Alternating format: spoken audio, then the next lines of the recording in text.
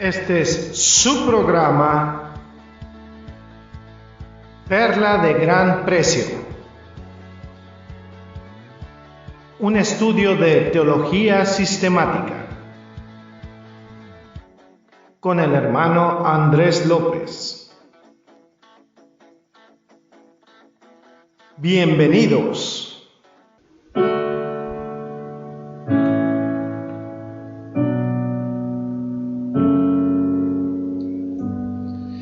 ¿Qué tal, amados radioescuchas? Y bienvenidos a otra nueva emisión de su programa, nuestro programa Perla de Gran Precio. Un estudio bien interesante, un estudio de teología sistemática. Si nos está escuchando por primera vez, igual nos puede preguntar, ¿y eso con qué se come o para qué sirve? Claro que es muy importante ahorita en estos tiempos porque experimentamos, por desgracia, un tremendo nivel de apostasía en las congregaciones. El Satanás es muy hábil, muy astuto y se ha dedicado a engañar a los hermanos en Cristo durante siglos, durante milenios. Y el mecanismo que tenemos para defendernos de las acechanzas del diablo, indudablemente el conocimiento es poder. El conocimiento es poder, y el conocer la palabra de Dios, el conocer la teología sistemática, el conocer la sana doctrina, el lograr un ejercicio de discernimiento entre lo que es la verdad y la mentira es fundamental espiritualmente. En un terreno espiritual es la armadura de la que se habla en el libro de Efesios. Es la armadura que nos permite defendernos de las acechanzas del diablo. Vamos a orar para comenzar este programa. Gracias te damos, bendito Señor, porque nos permites comenzar este nuevo episodio de Perla de Gran Precio. Señor, te agradecemos infinitamente por este ministerio, por la bendición que puede llegar y la edificación que puede llegar a ser para la vida de las personas que nos privilegian con escucharnos, Señor. Te exaltamos, Señor, a ti te damos siempre toda la gloria y toda la honra. En el hermoso nombre de Cristo Jesús oramos por siempre. Amén y amén. Muy bien, y decíamos que la sana doctrina tiene varias características. Es espiritualmente provechosa, promete bendiciones espirituales para quienes obedecen, protege contra el pecado, discierne entre la verdad y el error, y fue fundamental en el ministerio de Cristo. Todas estas son algunas de las bondades de las que hablábamos con la sana doctrina. Y vamos a ver el libro de Hechos, capítulo 2, versículo 42. Hechos 2:42, y vamos a ver lo que dice. Fíjense bien, dice: y perseveraban en la doctrina de los apóstoles, en la comunión unos con otros, en el partimiento del pan y en las oraciones. Fíjense, en el mismo libro de Hechos, capítulo 5, versículo 28, Hechos 5:28 dice lo siguiente, dice la palabra de Dios, diciendo: no os mandamos estrictamente que no enseñaseis en ese nombre, y ahora habéis llenado a Jerusalén de vuestra doctrina, y queréis echar sobre nosotros la sangre de ese hombre. Y poniéndolo un poco en contexto, el reclamo que hacen los jefes del Sanedrín, de los jefes religiosos en Israel, a los apóstoles por enseñar la doctrina de Cristo, y se le denomina a esta enseñanza doctrina también, se le denomina doctrina. Vamos a ver en el mismo libro de Hechos, pero ahora vamos al capítulo 13, versículo 12. Hechos 13:12 dice: entonces el procónsul, viendo lo que había sucedido, creyó, maravillado de la doctrina del Señor. Entonces aquí podemos ver también cómo Pablo hace que quede maravillado el procónsul con la doctrina, o sea, con la palabra de Dios. Tenemos entonces a Pablo en Jerusalén enfrentado a un procónsul, y en este contexto cómo queda entonces maravillado de la doctrina. Y pues así vemos diferentes momentos en donde podemos darnos cuenta que la iglesia primitiva usó como mecanismo fundamental la sana doctrina. La sana doctrina fue fundamental en la iglesia primitiva. Fíjense en el ministerio apostólico de Pablo y vamos a analizarlo en estos versículos. Vamos al libro de Hechos, capítulo 13, versículo 12. Hechos 13, 12, y dice lo siguiente. Dice, ya lo habíamos visto un poquito, la situación del procónsul. Vamos a leerlo otra vez. Entonces el procónsul, viendo lo que había sucedido, creyó, maravillado en la doctrina del Señor. Aquí vamos a ver un poquito también en el libro de Hechos, pero ahora vamos al capítulo 17, versículo 19. Hechos 17, 19. Dice, y tomándole, le trajeron al Areópago, diciendo, ¿podremos saber qué es esta nueva enseñanza de que hablas?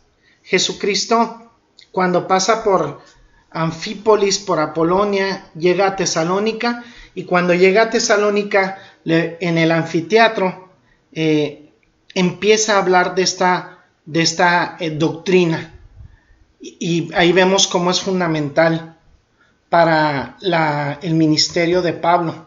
Vamos a ver en la carta que escribe el mismo Pablo a la iglesia de Gálatas, Gálatas 2, versículos 11 al 21. Es algo extenso, pero sí se los voy a compartir porque es importante. Dice, pero cuando Pedro vino a Antioquía, le resistí cara a cara porque era de condenar.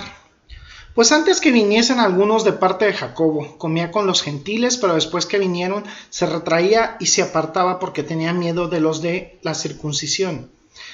Y en su simulación participaban también los otros judíos, de tal manera que aún Bernabé fue arrestado por la hipocresía de ellos. Pero cuando vi que no andaban rectamente conforme a la verdad del evangelio, dije a Pedro delante de todos, si tú siendo judío vives como los gentiles y no como judío, ¿por qué obligas a los gentiles a judaizar? Nosotros judíos de nacimiento y no pecadores de entre los gentiles, sabiendo que el hombre no es justificado por las obras de la ley, sino por la fe de Jesucristo. Nosotros también hemos creído en Jesucristo por ser justificados por la fe de Cristo y no por las obras de la ley. Por cuanto a las obras de la ley, nadie será justificado. Fíjense. Nadie será justificado. Dice, y si buscando ser justificados en Cristo también nosotros somos hallados pecadores, ¿es por eso que Cristo ministro del pecado? En ninguna manera. Porque si las cosas que destruí, las mismas vuelvo a edificar, transgresor me hago. Porque yo por la ley soy muerto para la ley, a fin de vivir para Dios. Con Cristo estoy justamente crucificado y ya no vivo yo, mas Cristo vive en mí. Y lo que ahora vivo en la carne, lo vivo en la fe del Hijo de Dios, el cual me amó y se entregó a sí mismo por mí. No desecho la gracia de Dios, pues si por la ley fuese la justicia, entonces por demás murió Cristo. Hay un punto de decisión o de diferencia o de convergencia que tenían el apóstol Pablo y el apóstol Pedro. Por un lado, el apóstol Pedro seguía incentivando estas situaciones de que permitía la circuncisión a ciertos gentiles, y por otro lado Pablo le decía que eso ya no era importante. Y Pablo, fundamentado en la sana doctrina, le comenta que la ley, y eso por eso yo les comentaba en el episodio anterior, por eso dice que la letra mata, dice la escritura, y no se refiere al conocimiento, se refiere a la ley, porque la ley es un espejo en el que vemos que somos insuficientes para cumplir con la ley de Dios. O sea, la ley es ese mismo espejo espiritual hacia nosotros, en que nos vemos insuficientes. El querer realizar obras para ganar salvación es una necedad y una pérdida de tiempo. Y era lo que en un momento dado estaba haciendo Pedro sin saber. Estaba incentivando el buscar obras para alcanzar la salvación. Y ese en realidad no es el camino. Y sabemos posteriormente que Pedro rectificó, pero no es el camino en realizar obras para alcanzar la gracia. La gracia es un favor inmerecido. Entonces, si es un favor inmerecido, no tenemos que realizar nada para obtener gracia. Y esta sana doctrina fue fundamental en el ministerio apostólico de Pablo. Él entendía esa diferencia entre ley y gracia. Siendo él aún mismo de un pasado fariseo y creyendo en la ley, consideró entonces sus obras como trapos de inmundicia. Vamos a ver también el ministerio apostólico de Juan el apóstol, y vamos a ver en la segunda epístola de Juan, versículos 9, porque solo tiene un capítulo, versículos 9 y 10, vamos a ver lo que dice. Cualquiera que se extravía y no persevera en la doctrina de Cristo, no tiene a Dios. El que persevera en la doctrina de Cristo, este sí tiene al Padre y al Hijo. Si alguno viene a vosotros y no trae esta doctrina, no lo recibáis en casa, ni le digáis bienvenido. Ahí tenemos la respuesta. Muchas veces decimos, ¿y qué vamos a hacer con un testigo de Jehová? ¿Y qué vamos a hacer con un mormón? ¿Sentarlo en la casa y escuchar su doctrina? No le reciban en su casa. Déjenlo allá en la puerta y explíquenle el evangelio. Compártanle el evangelio de Cristo. No lo reciban en la casa y no escuchen sus mentiras, las mentiras de esa secta. ¿Por qué? Porque a eso manda la Escritura.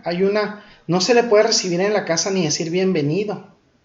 Yo sí soy una persona cristiana, yo no puedo recibir a una persona que blasfema contra Dios, o que usa malas palabras, o que toma, o que consume drogas. Yo no lo puedo recibir en la casa y decir bienvenido.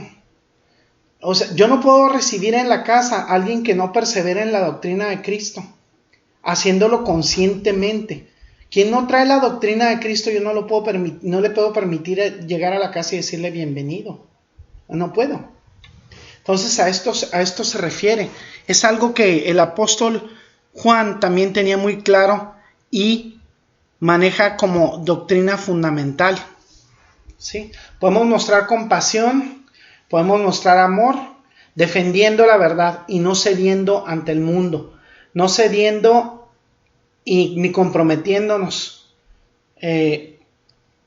por agradar a los demás o por agradar a la gente. Hay mártires que dieron su vida por la sana doctrina. Vamos a ver el libro de Marcos, capítulo 11, versículo 18. Fíjense lo que dice el libro de Marcos 18. Marcos 11, 18 dice, y lo oyeron los escribas y los principales sacerdotes y buscaban cómo matarle porque le tenían miedo, por cuanto todo el pueblo estaba admirado de su doctrina. ¿Sí? Una de las cosas que llevó a Jesucristo a ser crucificado fue su doctrina, que su doctrina era sana y estaba en contra del establishment judío, de la cúpula religiosa judía que había manejado la religión como un negocio, y eso lo llevó a la cruz. Otra vida interesante es la de Esteban, el mártir del cual se habla en el libro de Hechos. Y vamos a leer su historia en el capítulo 7 de Hechos, versículos 54 al 60. Fíjense qué interesante. Capítulo 7, 54 al 60. Fíjense lo que dice en Hechos 7:54 al 60.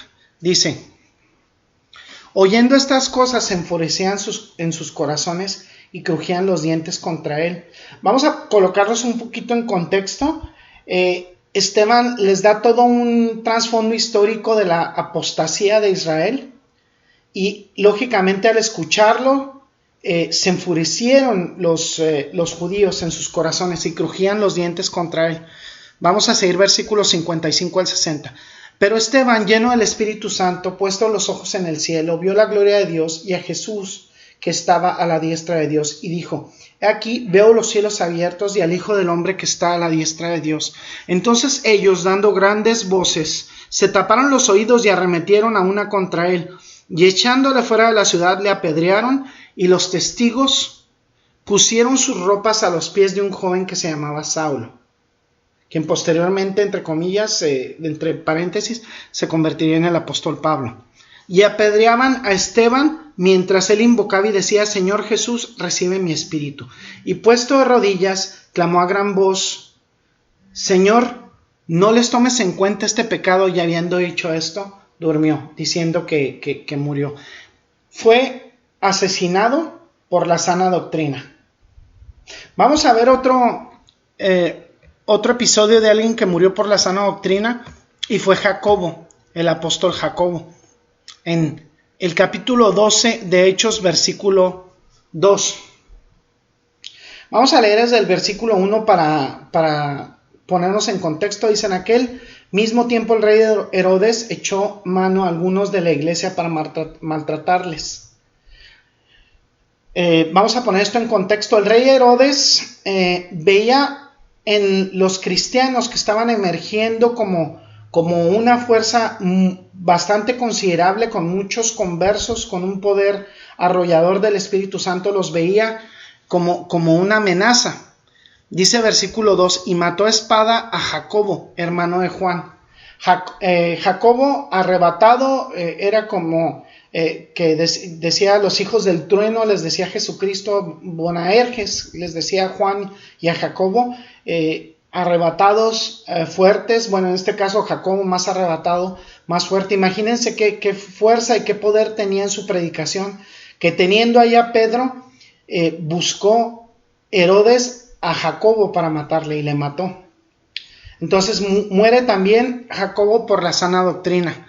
Vamos a ver a Pablo y vamos a ver a segunda de Timoteo, capítulo 4, versículos 1 al 8. Fíjense. Segunda de Timoteo 4, 1 al 8 dice. Fíjense, ya los últimos momentos de la vida de Pablo, cómo se expresa. Dice: te encarezco delante de Dios y del Señor Jesucristo, que juzgará a los vivos y a los muertos en su manifestación y en su reino, que prediques la palabra, que instes a tiempo y fuera de tiempo, redarguye, reprende, exhorta con toda paciencia y doctrina. Porque vendrá tiempo cuando no sufrirán la sana doctrina, sino que teniendo comezón de oír, se amontonarán maestros conforme a sus propias concupiscencias. Entre paréntesis, aquí parece que nos está hablando ahorita en estos tiempos. Se oye esto tan actual. Prosigo y dice: y se apartarán de la verdad el oído y se volverán a las fábulas. Pero tú sé sobrio en todo. Dice: tú sé sobrio en todo. Soporta las aflicciones, haz obra de evangelista, cumple tu ministerio. Porque yo ya estoy para ser sacrificado, y el tiempo de mi partida está cercano. He peleado la buena batalla, he acabado la carrera, he guardado la fe. Por lo demás, me está guardada la corona de justicia, la cual me dará el Señor, juez justo en aquel día, y no solo a mí, sino también a todos los que aman su venida. Qué interesante. A nosotros, cuando nos predican el evangelio, muy pocas veces nos dicen: oye, tú tienes que darle tu vida a Jesucristo, tienes que reconocer a Jesucristo como tu único Señor y Salvador, tu único y suficiente Señor y Salvador. Reconocerle como Salvador es admitir que Jesucristo nos ha salvado nuestras almas del infierno eterno, nos ha proporcionado salvación a nuestras almas. Sin embargo, el atribuirle el adjetivo de Señor y el título de Señor en nuestras vidas es estar dispuestos a dar la vida por Él. Qué trascendente. Y pocas veces, si no es que nunca, yo he escuchado a alguien que comparte el evangelio y diga estas cosas. Oye, tú vas a reconocer a Jesucristo como tu único y suficiente Señor y Salvador, y lo que le vas a dar en pago es tu vida. Qué difícil y qué duro, ¿no? En nuestra carne, cómo nos cuesta reconocer eso. Y es lo que Pablo hizo. Está diciendo que él ha peleado la buena batalla de la fe y que está dispuesto a recibir su corona, pero ¿cuántas cosas, cuántos sufrimientos, cuántas vicisitudes tuvo Pablo? Qué muerte tan cruenta y tan terrible y violenta tuvo. Y algunos otros episodios que quizás no se expresan en sus epístolas, que no se expresan en el libro de Hechos, pero cosas que seguramente sufrió, y sufrió por la sana doctrina. Y es que ese es el precio de la verdad, el recibir rechazo. Una persona que es demasiado carismática, que es demasiado popular, que es demasiado, entre comillas, querida y apapachada por la gente, tiende uno muchas veces a desconfiar de que verdaderamente esté promoviendo la verdad, porque la verdad crea enemigos. Nosotros nos resistimos como seres humanos a la verdad. Entonces, ese es el precio de la verdad, y es la sana doctrina. En esencia, eso es la verdad. Vamos a darle una pequeña pausa a nuestro estudio el día de hoy, y quiero compartir algunos versículos para ti. Yo me dirijo en este momento a ti. Este es el momento evangelístico del programa. Te quiero compartir algunos versículos que hablan de la salvación. Fíjate, en Mateo 1:21 dice: y dará luz un hijo, y llamará su nombre Jesús, porque salvará a su pueblo de sus pecados. Jesucristo salva a la humanidad de sus pecados. Dice en Mateo capítulo 7 versículos 13 y 14, dice: entren por la puerta estrecha, porque ancha es la puerta y espacioso el camino que lleva a la perdición, y muchos son los que entran por ella, pero estrecha es la puerta y angosto el camino que lleva a la vida, y pocos son los que la encuentran. El día de hoy es el día de salvación. Tú puedes hallar esa puerta estrecha, y con violencia, dice que con violencia arrebatamos el reino de los cielos, y solo los valientes, los violentos la arrebatan, y eso dice Jesucristo, porque es un camino difícil. Sin embargo, es un camino necesario y fundamental para la salvación de tu alma. Si no has reconocido a Jesucristo como tu único y suficiente Señor y Salvador el día de hoy, reconócele, porque es el único camino para salvar tu alma del infierno. Tú tienes una deuda con Dios, y tú tienes una deuda porque has pecado, porque has desobedecido la ley de Dios. Y Dios es el creador del universo, el único Dios omnipotente, y Él ha creado el infierno para el diablo y sus ángeles, pero también para todo aquel que sigue a Satanás en desobediencia abierta en contra de Dios. Hoy es el día para que reconozcas a Jesucristo como tu único y suficiente Señor y Salvador. Y tú me puedes preguntar: Andrés, ¿y cómo hago eso? Ve a la intimidad de tu cuarto, ora al Señor, pídele perdón y arrepiéntete por tus pecados, y el Señor es justo y fiel para perdonar tus pecados. Compromete tu vida al Señor, pídele que te dé su Santo Espíritu, y su Santo Espíritu te va a permitir conducirte en la vida, buscar más de Él, leer la Escritura, compartir su palabra, que es lo que estamos haciendo en este medio, en este ministerio. Y la recompensa es el galardón de vivir la vida eterna en compañía de Dios, en la patria celestial, y librar tu alma del infierno eterno, del crujir de dientes y del fuego eterno. Hoy es el día de salvación. Te dejo con esa idea en tu corazón. Arrepiéntete y pídele perdón al Señor por tus pecados. Vamos a orar. Gracias, bendito Señor, te exaltamos y te bendecimos. Gracias por haber dado este hermoso mensaje a través de tu palabra, Señor, a través de la sana doctrina. Te exaltamos, Señor, bendecimos tu santo nombre por siempre. En Cristo Jesús oramos. Amén y amén. Bueno, esta ha sido una emisión más de su programa, nuestro programa Perla de Gran Precio. Yo soy su hermano y amigo Andrés López y los esperamos para la próxima emisión. Bendiciones. Gracias por el placer de su sintonía. Lo esperamos en la próxima emisión de su programa Perla de Gran Precio. Bendiciones y hasta pronto.